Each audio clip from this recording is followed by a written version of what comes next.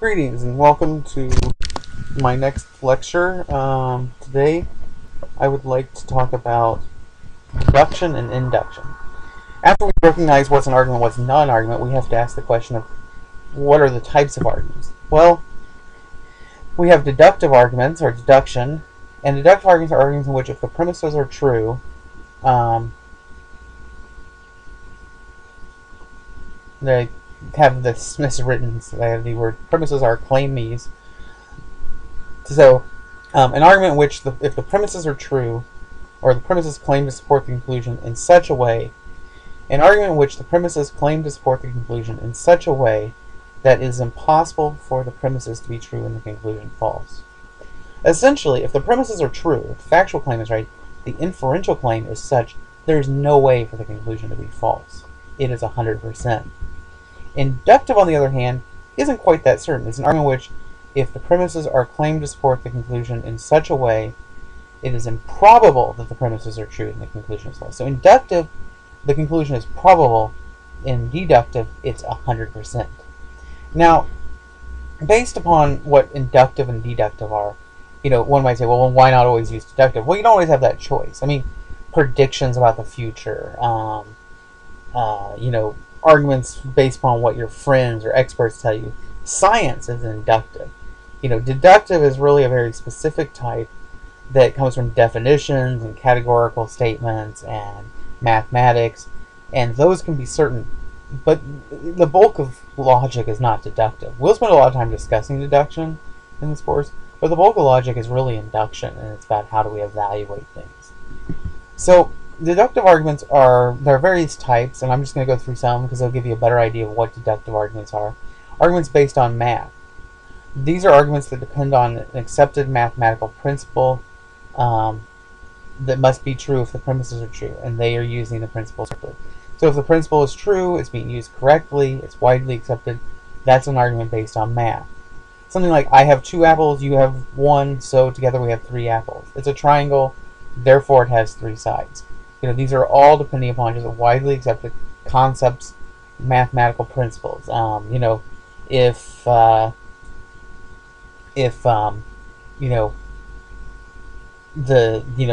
have a triangle, the hypotenuse of it, right triangle, the hypotenuse of it will be a squared plus b squared, the square root of a squared plus b squared. That would be what the hypotenuse will be, or something like that. All of these, if the argument's based upon this, if we're using the mathematical principles to reach the conclusion, we know it's true, because we already accept math has been canonized and accepted as true, no questions. Arguments from definition. If it depends on a terminology, then we know it's true. Like, John's a bachelor, therefore he's not married. If he's not a bachelor, then he's not married. That's a milk cow, therefore it's not a heifer. A heifer, by definition, is a cow that's it's a cattle that's female that has yet to have children. Milk cows, or cows, are cattle that are female that have given birth, and they thus produce milk. And a male cattle is a steer, and so we know by definition that cows are not heifers and heifers are not cows, because it all depends upon whether or not you have had a baby, whether or not you can produce milk. And so that's the way it is with cows. And so the case is we can go with deduction, and the definition can help us to reach our conclusion. Arguments based on scientific law with no exceptions. These arguments depend on some principle of science that is accepted, widely accepted. Things like the paper spontaneously combusted, combusts at 451 degrees Fahrenheit, therefore must be at least 451 degrees. Okay, it's a widely accepted principle of what Fahrenheit 451, the book, that's based upon the temperature at which paper burns, and so therefore, we know that the temperature must be at least 451 degrees for paper to burn. Syllogisms. Now, we already discussed what a syllogism is. It's 2 premises used to support one conclusion. There are specific forms, and we want to talk about some very specific types. There's what we call categorical syllogism. It's a syllogism in which we use categories. A categorical statement is one in which you use the words like all or no. Basically, you're saying something is true of a whole entire category. And if we use that and we can structure those together, we can have what we call a categorical statement or categorical syllogism. Before we move along, we should say there's a difference between particular statements. These are statements made about a limited number of things versus general or universal statements, and those are made about entire categories. And so these are talking about categories. They're saying, for example, all humans are mammals. All humans give birth to their young live. All soft drinks, all soft drinks no soft drinks contain alcohol. It's not a soft drink, it's be a hard drink if it wasn't. So on and so forth.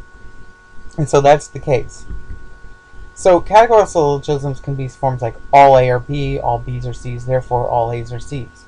If all things that are A's are also B's, and if all things that are B's are also C's, then it would only follow that all A's are C's, because we're using categories. No A's are B's, all B's are C's, therefore no A's are C's. If there are no A's that are B's, and all B's are also C's, then we know that there are no A's that are C's.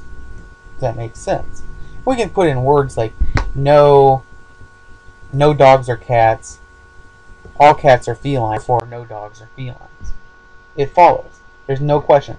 If our premises are true, and we'll learn later that the premises don't have to be true for the form to be right, but if they are true, then the conclusion must be true. Some other examples. They don't all have to use categorical. You could have like some A's are B's, all B's are C's, therefore some A's are C's. Because that one categorical statement in the middle, all B's are C's, then we know that, if some A's are B's, then we know that if it's a B, it's also a C, then we know that some A's are C's if there are some that are B's. So we don't have to have all categorical statements. We can have some particular statements, some statements that will keep it being a categorical syllogism. Hypothetical syllogism. A hypothetical syllogism, if you think about a hypothetical is where somebody says, well, here's a hypothetical situation. They're essentially saying, what if this happened? They're introducing some variable. And so if-then statements are what are hypothetical. We call them conditional statements, or we call them hypothetical statements. So a hypothetical syllogism is simply a syllogism that has an if-then statement. So if you're saying like, if A then B, if B then C, therefore if A then C. And this is actually what we call a pure hypothetical syllogism, because every one of those is a statement. If A then B, if B then C, therefore if A then C. It's conditional statement, conditional statement, conditional statement for the conclusion. And so that would be all what we call a pure hypothetical syllogism. Anything that has an if-then is technically a hypothetical syllogism. Now there's some very specific types of hypothetical syllogisms that we widely accept, like modus ponens. Basically, or what we also could call, it's also known as affirming the antecedent, where the antecedent's the part after the if, and it works by proving the consequent, because the antecedent is true. Anytime the antecedent is true, the consequent must be true. So if you have if A then B, you know A is true, then you know B is true. Okay? Now note, it only works from the antecedent to the consequent. Just because B is true doesn't mean A is true. If A is true, B must be true. So A being true means B is true. If we say something like, if Bill commits suicide, then Bill is dead. Bill committed suicide, therefore Bill is dead. But just because Bill's dead doesn't mean that Bill committed suicide. A lot of people have died or dead and they didn't commit suicide. And so that if A then B only works by affirming the antecedent. It doesn't work the other way. But you can use modus tollens, which is where we deny the consequent. If the consequent isn't true, then we know the antecedent isn't true. For example, if A then B, B isn't true, therefore A can't be true. For example, we can go back to, if Bill committed suicide, then Bill is dead. Bill's not dead, therefore Bill couldn't have committed suicide. He would be dead if he had committed it. He's not dead, therefore he couldn't have committed suicide. And once again, it only works from the consequent back to the antecedent. If you deny the consequent, you can then know the antecedent isn't true, because that's the way that works. And just because the antecedent isn't true, Bill didn't commit suicide, therefore Bill's dead, that wouldn't work, because Bill could be dead for other reasons. Disjunctive syllogism uses an either-or. A disjunctive statement is one that has an either-or, and we call those our disjuncts. and basically each part of the OR statement is a disjunct.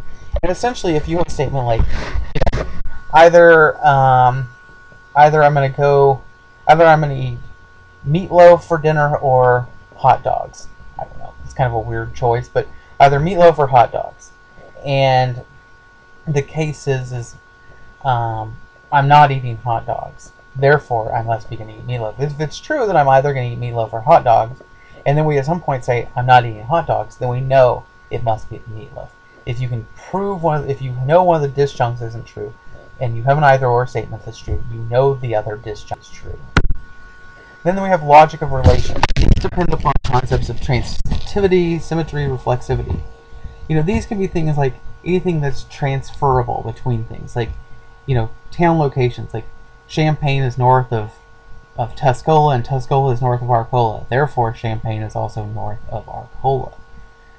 Because that rule, that if one's north of the other one, and the other one's north of that one, then we know that they're still north. If so-and-so is taller than another person, and that person's taller than somebody else, then we know that that person's tall. Now, not everything has these transitive policies, like love. Just because I love my wife doesn't mean my wife loves me. Of course, that is the case a lot of times and is here, but it doesn't necessarily have to be.